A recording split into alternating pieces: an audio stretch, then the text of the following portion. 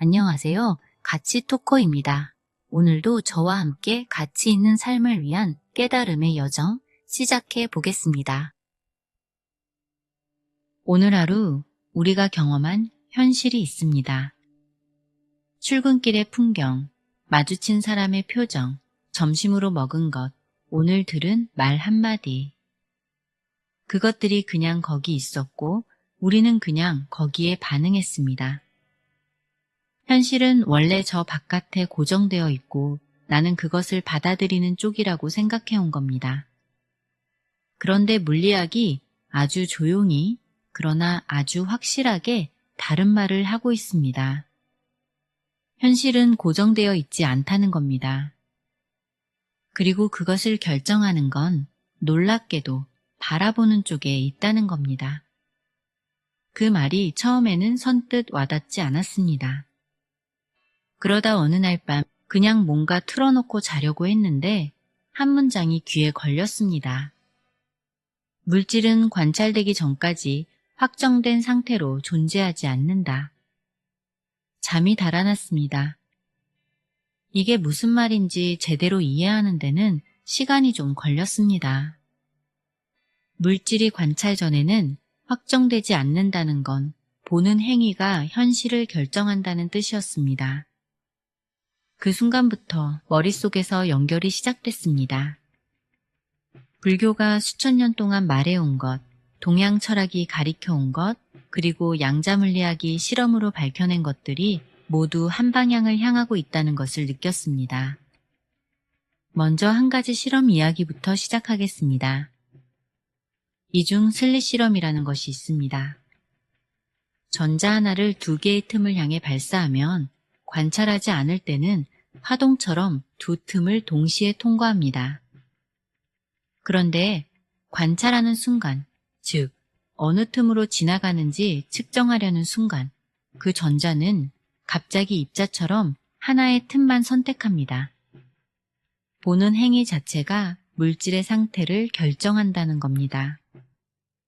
이것이 처음 밝혀졌을 때 과학자들도 충격을 받았습니다. 닐스 보어는 이런 말을 남겼습니다.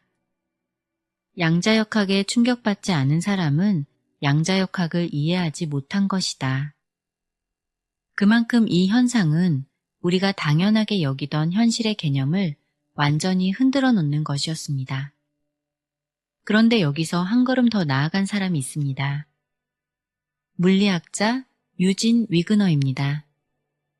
그는 이렇게 물었습니다. 그렇다면 관찰자란 정확히 무엇인가? 그리고 그 관찰자는 의식을 가진 존재여야 한다는 결론에 이르렀습니다. 기계가 측정하는 것과 의식이 있는 존재가 측정하는 것이 다를 수 있다는 겁니다. 이것이 바로 위그너의 친구라는 사고 실험으로 이어졌고 물리학 안에서 의식의 역할이 진지하게 논의되기 시작한 출발점이 되었습니다. 휴 에버렛은 더 나아갔죠. 그는 관찰이 일어날 때 하나의 결과만 선택되는 것이 아니라 가능한 모든 결과가 각각 다른 세계로 붕괴한다고 주장했습니다. 다세계 해석이라고 불리는 이 이론에 따르면 지금 이 순간에도 수없이 많은 가능성의 세계가 동시에 펼쳐지고 있습니다. 그리고 우리가 경험하는 현실은 그 수많은 가능성 중 하나의 세계라는 겁니다. 이 이야기를 처음 들으면 황당하게 느껴질 수 있습니다. 하지만 잠깐 다른 각도에서 생각해 보겠습니다. 우리는 매일 아침 눈을 뜨면서 오늘 어떤 사람으로 살 것인지에 대해 아무런 의도도 없이 하루를 시작하는 경우가 대부분입니다. 알람이 울리면 일어나고 습관대로 움직이고 눈앞에 펼쳐지는 일들에 반응하며 하루를 채웁니다. 그런데 양자역학의 관점에서 보면 그 무의식적인 태도 자체가 이미 하나의 선택입니다. 의도 없이 하루를 시작한다는 건 방향키를 손에 쥐지 않은 채 배를 띄우는 것과 같습니다. 파도가 어디로 보내든 그쪽으로 흘러가게 되는 거죠. 20세기 미국의 작가이자 방송인이었던 얼 나이팅게일은 이런 말을 남겼습니다. 용기의 반대말은 비겁함이 아니라 수능이다. 처음에는 뜬금없이 들릴 수 있습니다. 하지만 곱씹어 보면 이것이 정확히 지금 우리가 이야기하는 것과 맞닿아 있습니다. 수능이란 흐름을 그냥 받아들이는 것, 의도 없이 세상이 정해주는 방향으로 사는 것입니다. 그게 쉽고 편하기 때문에 많은 사람들이 선택하지 않았는데도 그 길 위에 있게 됩니다. 그렇다면 의식이 성장한다는 것은 구체적으로 어떤 상태를 말하는 걸까요? 더 많이 아는 것이 아닙니다. 반응하는 삶에서 창조하는 삶으로, 저항하는 방식에서 흐르는 방식으로 전환되는 것입니다. 그리고 그 전환에는 뚜렷한 단계가 있습니다. 첫 번째 단계는 피해자의 단계입니다. 이 단계에서 삶은 나에게 일어나는 것입니다. 나쁜 일이 생기면 환경 탓을 하고, 관계가 힘들면 상대방 탓을 하고, 삶이 뜻대로 풀리지 않으면 운 탓을 합니다. 악의가 있어서 그러는 것이 아닙니다. 그냥 그게 당연한 것처럼 느껴지기 때문입니다. 이 단계에 있는 사람들의 대화를 가만히 들어보면 공통된 주제가 있습니다. 누가 잘못한 건지, 왜 하필 나에게 이런 일이 생겼는지, 언제쯤 상황이 나아질지. 그 대화 안에는 언제나 나 말고 다른 무언가가 원인으로 등장합니다. 물론 살아가다 보면 정말로 부당한 일을 겪을 수 있습니다.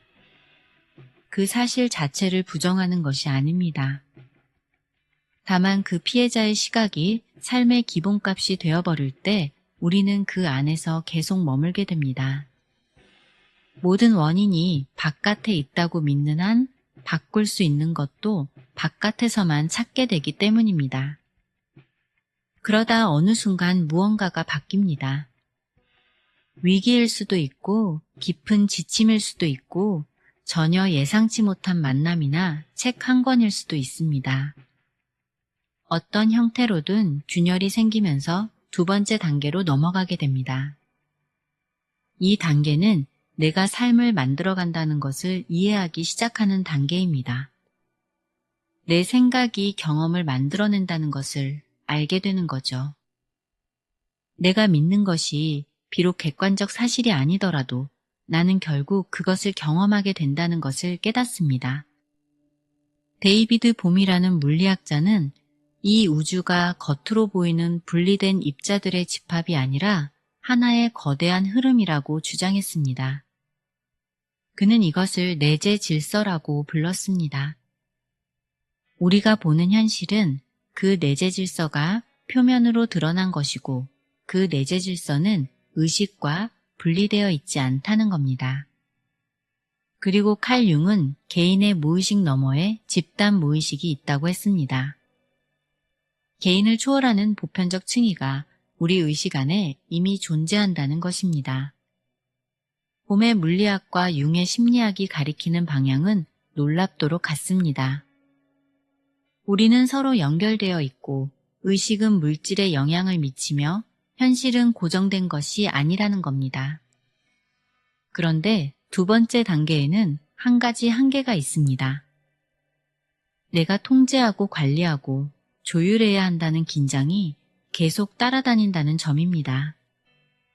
생각을 잘 관리해야 하고 감정을 잘 조절해야 하고 올바른 믿음을 유지해야 한다는 부담이 생깁니다. 이것이 지속되면 어느 순간 피로감이 찾아옵니다.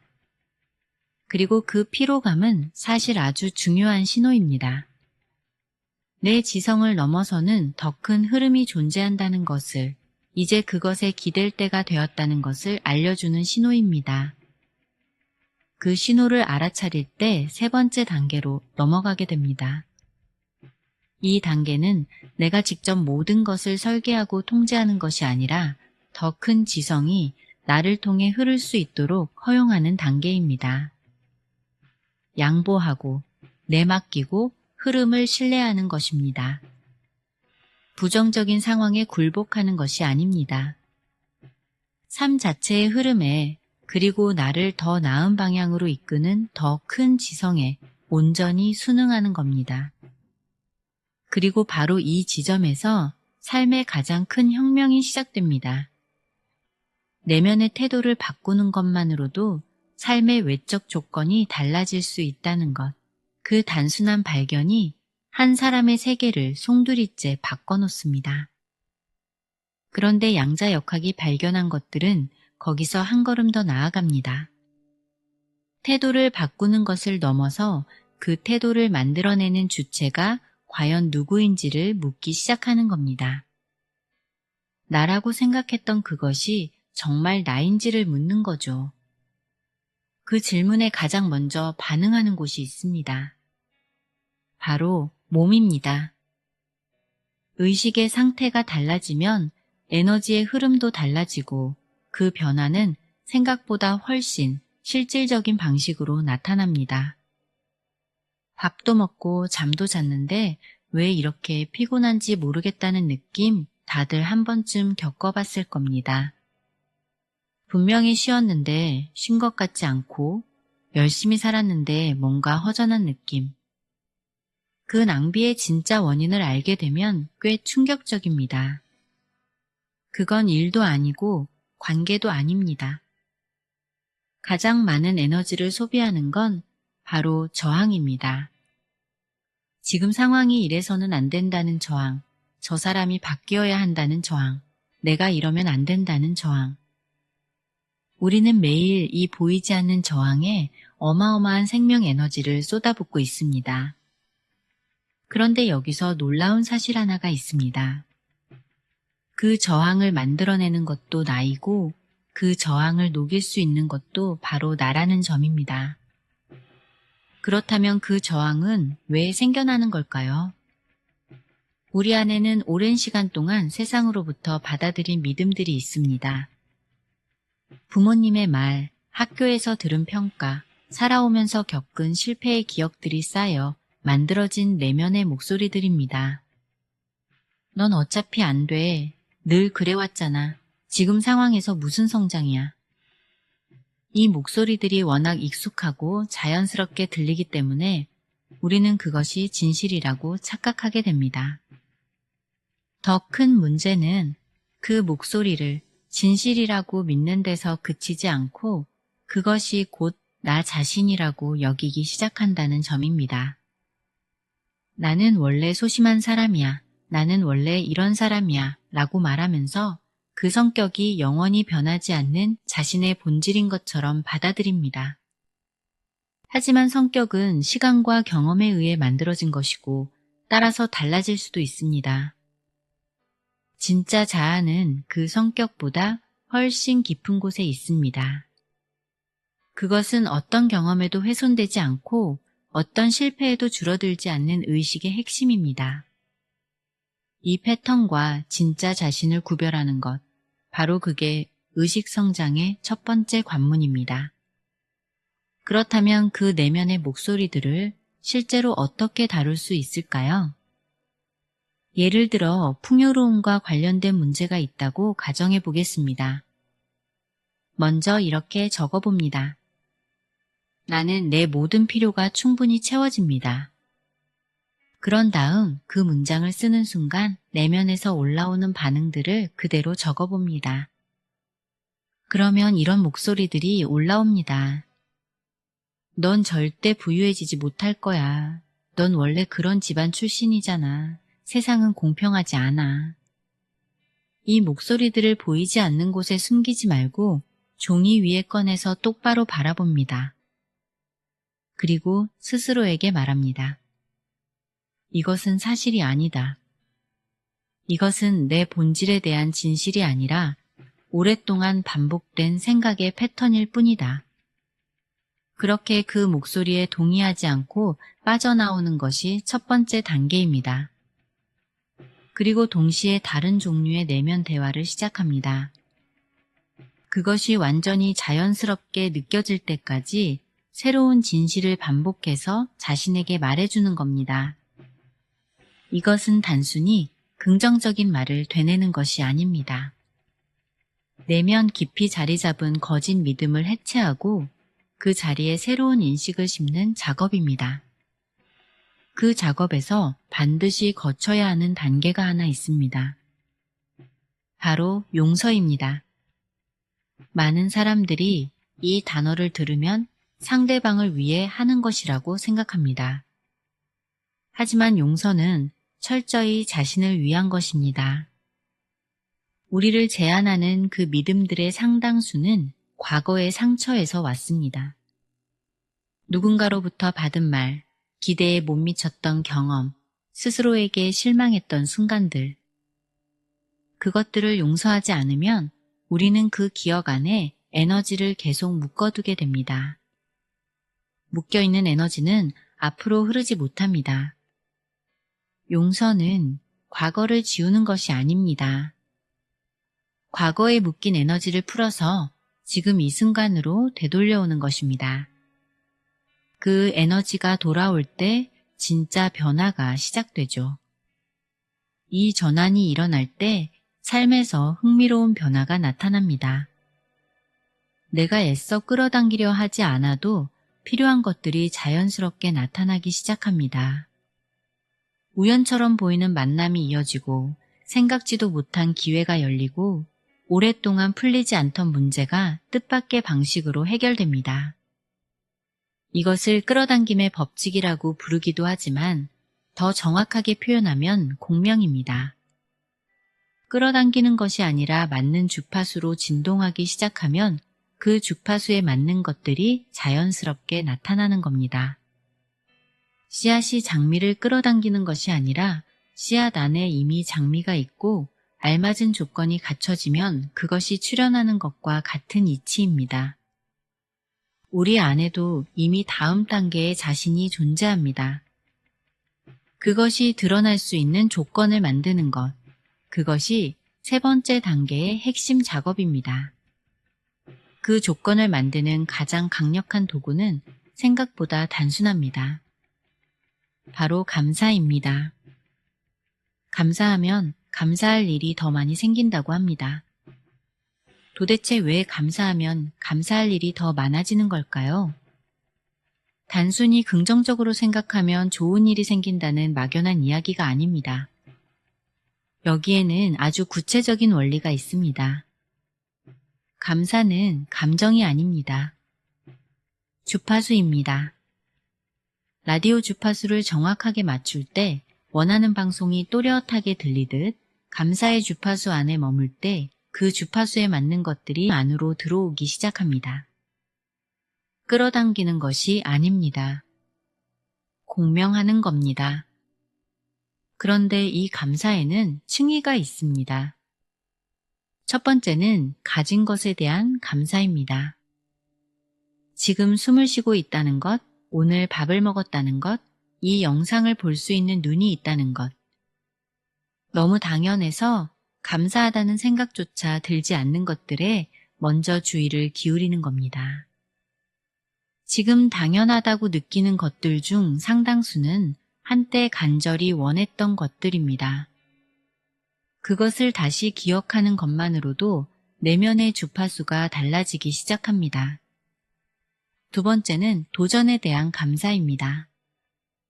처음에는 억지스럽게 느껴질 수 있습니다. 왜 힘든 것에 감사해야 하는지 선뜻 납득이 안 될 수도 있죠. 하지만 삶을 뒤돌아보면 한 가지 패턴이 보입니다. 지금의 나를 만들어준 것들 중 상당수가 그 당시에는 가장 싫었던 일들이라는 사실입니다. 실패했던 경험, 관계가 무너졌던 시간, 전혀 예상치 못했던 방향 전환. 그것들이 결국 지금의 나를 만든 씨앗이었습니다. 이것을 몇 번 경험하고 나면 도전 앞에서 다른 태도가 가능해집니다. 지금 이 상황이 싫고 힘들지만 여기서 무언가가 태어나고 있다는 것을 아는 태도입니다. 저항하면 오래 걸리고 감사로 들어가면 빨리 지나갑니다. 세 번째는 이유 없는 감사입니다. 특별히 좋은 일이 없어도 특별한 이유가 없어도 그냥 감사의 상태 안에 머무는 것입니다. 이것이 습관이 되고 삶의 방식이 될 때 주변에서 일어나는 일들이 달라지기 시작합니다. 내면이 닫혀 있으면 아무것도 흘러들어올 수 없습니다. 감사는 그 문을 여는 행위입니다. 그런데 많은 사람들이 이 원리를 알면서도 실제로 감사를 어렵게 느낍니다. 이유는 생각보다 단순합니다. 삶을 거꾸로 된 방향으로 이해하고 있기 때문입니다. 저것을 가지면 행복해질 거야. 그 일이 이루어지면 그때 감사할 수 있을 거야. 이 패턴이 아주 자연스럽게 느껴지지만 실제로는 완전히 반대입니다. 행복과 감사가 먼저 오고 그 다음에 원하는 것이 나타나는 겁니다. 새 차를 사면 잠깐 행복하다가 그 냄새가 빠질 때쯤 다시 허전해지는 경험, 다들 한 번쯤 겪어봤을 겁니다. 그것은 외부 자극이 만들어내는 일시적인 반응입니다. 반면 내면에서 확립된 감사와 기쁨은 외부 조건이 바뀌어도 쉽게 흔들리지 않습니다. 그것이 진짜 주파수이고 그 주파수가 삶의 질을 근본적으로 결정합니다. 감사가 주파수라는 것, 그리고 그 주파수가 현실을 바꾼다는 것은 사실 이중 슬릿 실험이 말하는 것과 같은 원리입니다. 관찰자의 상태가 달라지면 물질의 상태가 달라지듯 내가 어떤 주파수로 세상을 바라보느냐에 따라 경험되는 현실이 달라지는 겁니다. 이것은 비유가 아닙니다. 물리학이 실제로 가리키는 방향입니다. 우리가 품는 욕망이나 꿈은 대부분 과거 경험의 재조합입니다.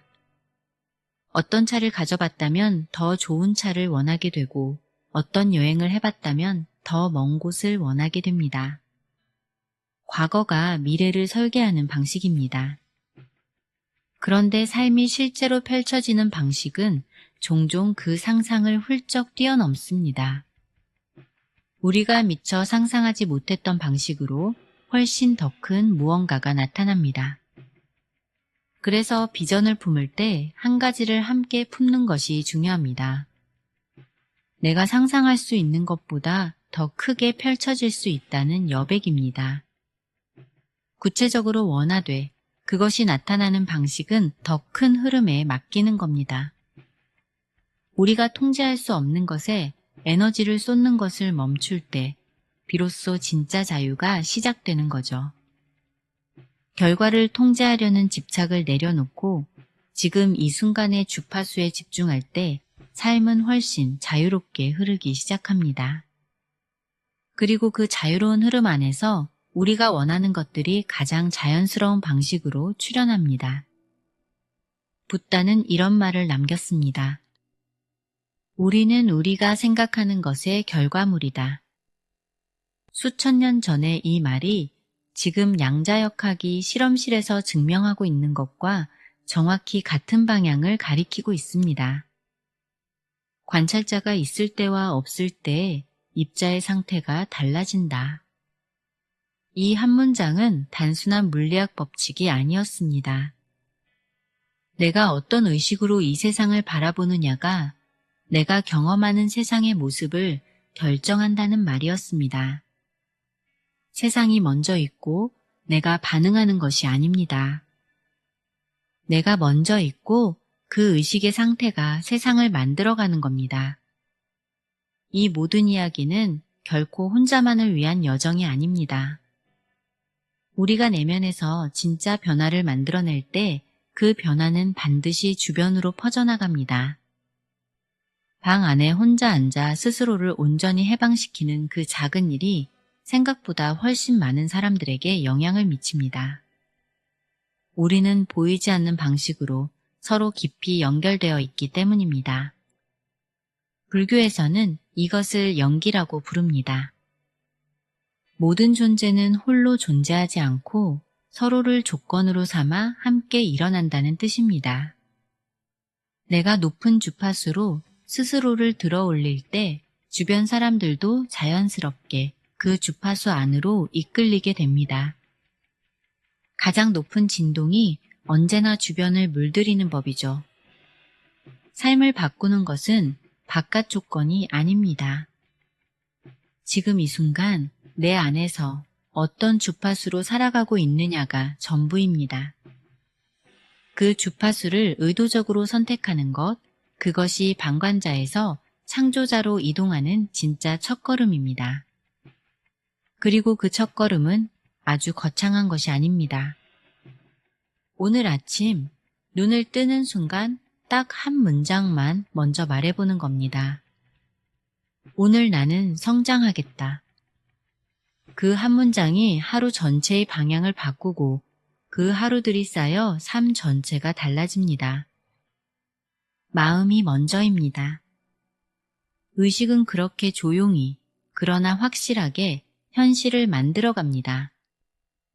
양자역학이 말하는 것처럼 관찰자가 달라지면 세상이 달라집니다. 그리고 그 관찰자는 바로 우리 자신입니다.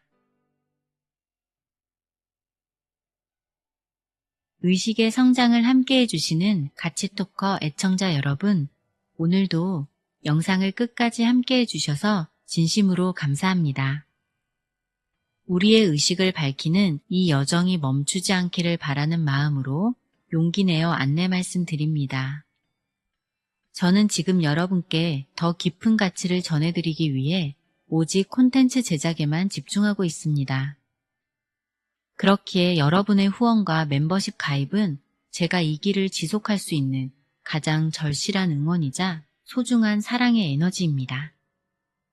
가치토커가 더 깊은 통찰을 나누는 채널로 성장할 수 있도록 함께 해주시는 모든 분과 후원자님들께 깊은 감사를 전하며 구독과 좋아요라는 따뜻한 사랑으로 채널을 응원해주세요.